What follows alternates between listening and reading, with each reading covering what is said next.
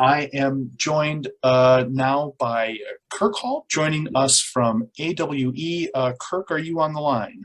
Yes. All right, Kirk, I'm going to stop sharing my screen, and that should allow you to share yours. I'm going to show a video here about the new Platinum 2. And I'm going to talk about the new interface that you'll see, and early literacy station, after school edge station, and bilingual Spanish. We have a relationship with WiLS that gets better pricing all the time, and some specials going on now. The Platinum 2 has a new interface that makes it look more like America, and many new features, about 85 programs, combinations of different programs where you could have up to 130 programs. It is stream aligned, plug and play, preschool through elementary oriented. And this video is one I shot just to give you an idea of what it's like. I'm going to try to skip past the part about the administrative panel, but I'll have the whole video available on the YouTube channel. We'll just start out here. Feel free to stop me anytime for questions. And I talk kind of low and slow, but this will give you a good idea of what the new AWE stations can do for your library. And it's pretty much a magnet to pull kids in. As I mentioned, there's no internet required, and kind of targeted at the young ones, 3 to 8 or 5 to 12. Okay, here we go. Hello there. Today we're talking about the new AWE Platinum 2 Early Literacy After School Edge and Bilingual Spanish stations. This is the new interface of the Platinum 2. You see that what we've done is we made it look more like America, and the format of it is, as you'll see, easy to have the kids have a good time and learn unintentionally at the same time. As you're clicking on the different buttons here, you'll notice this is the main screen that you would come to in the beginning. And this is what I was talking about for inclusivity. And we still have the avatars, which the kids seem to like to change those to suit their personality a little bit. And when they walk up, you notice there's a timer so that when they start, there is a 30-minute countdown. You can have 20 or 15 or whatever is appropriate if you like. Also not have that if you don't like it. You can switch from English to Spanish very easily, and even a child that is not of a reading age yet can still do that. There is a new feature here that many people have commented that they like real well. It's an index where you can search, for example, by the age range, let's say 3 to 6 on, let's say, reading. And then you could possibly do something like 6 to 8 on math or that sort of thing. So that we'll talk about a little bit later on the index. And then on the AWE button, that takes you right back to where you were too on the subjects. This little navigation scroll down allows you to go through all of the programs. And then if you just hover over that in whatever language that you're in, it will tell you a little bit about the game, so that this is more for the caregivers and the parents. But I'm going to take you into the administrative panel. What you see here is information where you can contact AWE. Here's the information to contact for support and our address. And then right down here, you can see the version. We've done a few patches on these, and that's we're at patch 14 on this new software. This tells you the serial number. Now, I've said it's plug and play, so everything is very easy to set up and operate and work with. We give you a password here so that children can't get into the admin panel. Just the librarian and library staff can do that. These little navigational settings right at the top are ones that you can do a very quick setup at the beginning. For example, you can clear data, you can change your screensaver settings. If you'd like to have one at some point that says library sale in the library and the date, or thank you to our sponsor for getting this for us and that sort of thing. If you made changes, you'd save them right here. This is a very important feature. You've got a volume control that you can put on to limit the volume, and then you can have a default volume. So this one may be different than that one because at times you want it louder, and then this is the one that is standard. And I'll show you when we get back to the main screen, there is also a volume control there. So very important for the library. So that is administration. Exports and uploads. This is where you would get exporting your statistics to your portal to get the amount of time that the kids have played and what games they played, and more importantly, how often they were on. So the main two things are how often, how many minutes total did they play, and how many times did they access. And that's always nice for people that are in the library world and in general, and for donors, foundations, friends, and so forth. They like to know those things. This is some extra ELF site or extra things like Hubble telescope. There's about 50 of those that you could go to. Most people don't go there and do that. So if you have questions about that, just let me know. I'll be happy to let you know a little bit more about that. This is the personalized education program. Now I've got two set up. One is all, and that's everything that's on there, which the stations have 85 plus programs and about 4,000 things to do for the kids. And that's what you'd get if you chose all. I've set up another one that just had programs that are appropriately suggested age for 3 to 8. Now, if you wanted to set up one, you'd just click this plus sign, maybe do a search to get the right ones, and then move them over here and give it a name and save it. Why would you want to do that? Okay, the reason you might want to do that is, let's say you've got a homeschool group that is asked to come in, they reserve time, you've set it up for them, and they want to concentrate on certain things. You could just set up a little special one that they could use every time that they come in. When you were done with those, you would just hit cancel there. If you'd made any changes, you could just hit save on there, and that would save your choices. So it's called Personalized Education Program. Then network settings. This is to control wireless if you want to do some exporting on your statistics and maybe getting an update from us or that sort of thing. This is if you've got a lot of them and you want to export all the settings directly to the other ones that you have on a network. IP status, and this is showing that you're connected, so then you can turn it off and on as you like. And of course, there is absolutely no internet required to run these stations. One of the strong features that caregivers and parents are so excited about. So those are your network settings. Here are timers, really fun, interesting things that you can do. You can have the station shut down. Maybe some of you who've had these stations before would know that, but this is true of the older ones did this too. And the shutdown has a warning that you can let the library patrons know that library will be closing or the stations will be shutting down. And of course, according to your hours in the different locations, if you've got more than one. And then this is what I was talking about on the main screen. Session timeout, which is an option you have, and you can set it anywhere between 0 and about 40 minutes. I recommend about 20 normally, but you could set it at 15, and here I have it set at 35 minutes. So that's just a way when two children come in together and one decides that one will start, this gives them the opportunity to kind of have a gentle bump that they know that's the other person's turn to start. I have had that experience with my two granddaughters who are 4 and 5, sisters, and it really helps. So that saves what information. This is a support number.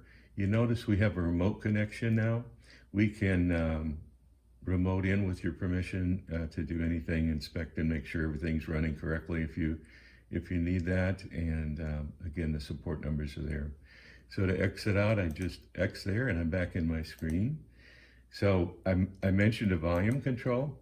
Here's a specific volume control right on the front. Some of the games do play louder than others, so that's a very handy feature. If you have headphones, there's probably a setting for volume on those, so you've got 4 different ways to control the volume. This one again is your admin panel. This one is a start and stop. So this is what the child sees when the timer, if it's set, happens. Just a really easy way, even a child that can't read can figure out how to get quickly back into the program. Now, above here are all the science. You can see the background here. Each one of the STEAM icons has its own background to look a little bit like what's at school with the science. Here you've got technology. Here you've got reading.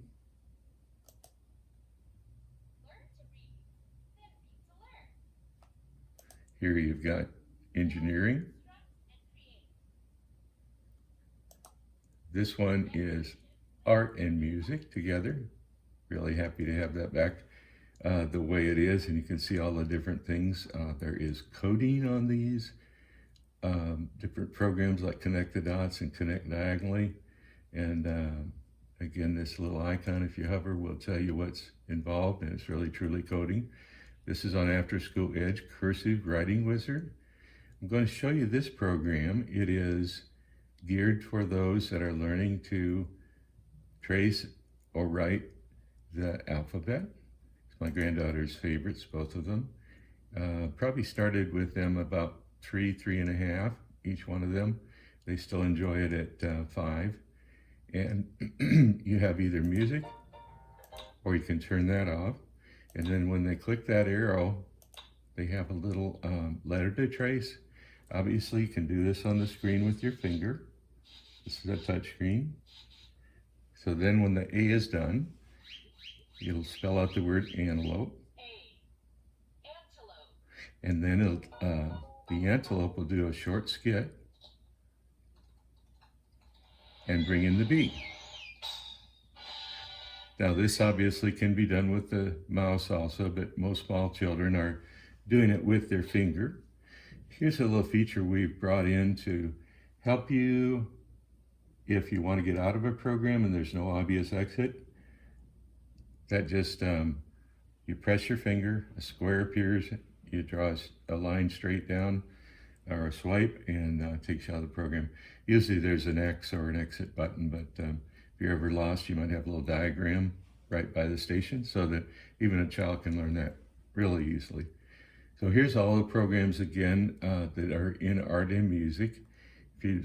I'll scroll down so you have a chance just to see some of those. You may know from older stations, if you've had them, that Finger Taps is a very good series. This is about multiple musical instruments and composing music. This one is about learning to play the piano or the guitar. It's very fun. This one's painting, which is also very, very popular. Here is one that is on autism. Any child could play this. It's for the very young, but it fits the personality of folks that are on the autism spectrum, and it's a new feature in the Platinum 2. So besides coding and handwriting skills, we have lots of other types of things like in the handwriting area, shapes, words, numbers, and then this is an interesting one, Goldilocks and Three Bears. I'll give you a little preview here. There's several things that you can do on this program. The first one is read with me and play with me, and I'll show you just a snippet of that. But you've also got my own stories, sort of like last summer when that was a thing, to create stories. And then this one, which is a miniature encyclopedia, their first one, about bears, chairs, and homes long ago. I'm going to click the home button, which takes me right back there. And I'm just going to show you a snippet of this so you can see the part about it that is minor animation, and also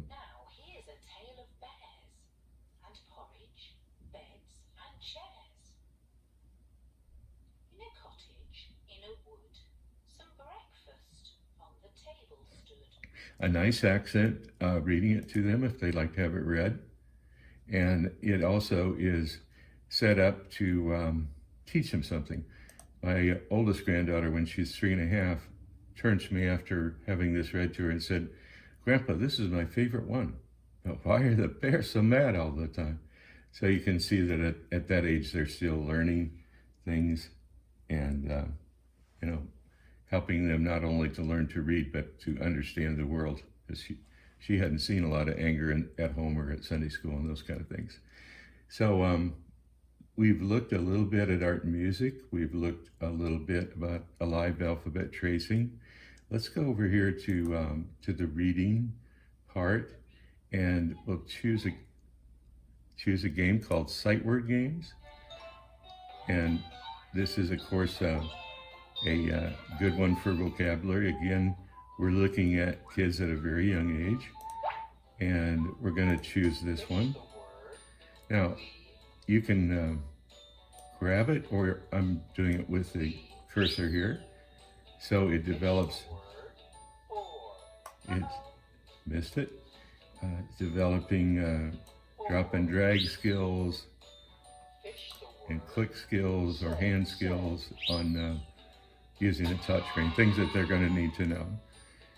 So that's a very, there's some progressive levels to this, but it is, again, for very young children. The programs here can go from starting with the ages of about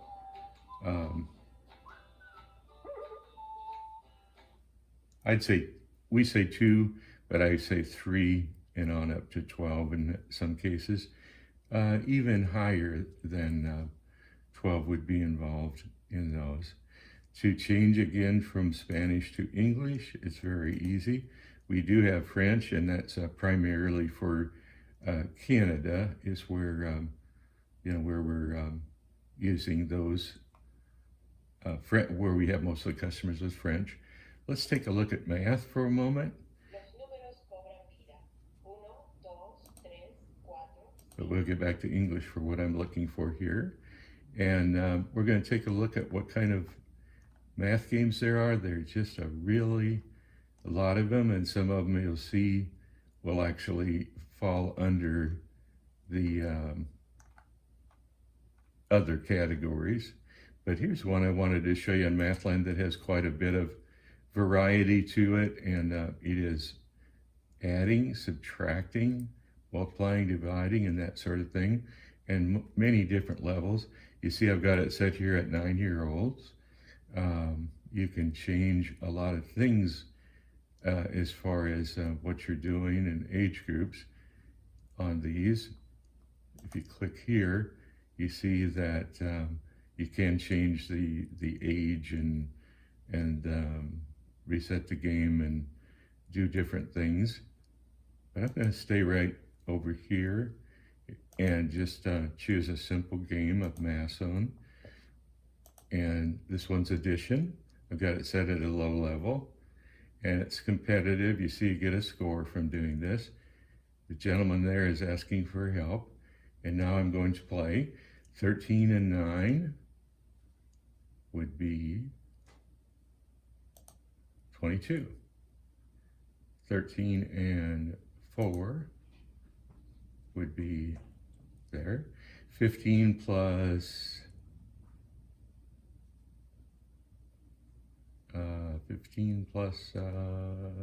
6 would be 21. You notice sometimes you have choices that give you more points than at other times. So we're looking for a 5 here. And then we are looking for a 9 here. Here we're looking for a 4. And here we're looking for a 16.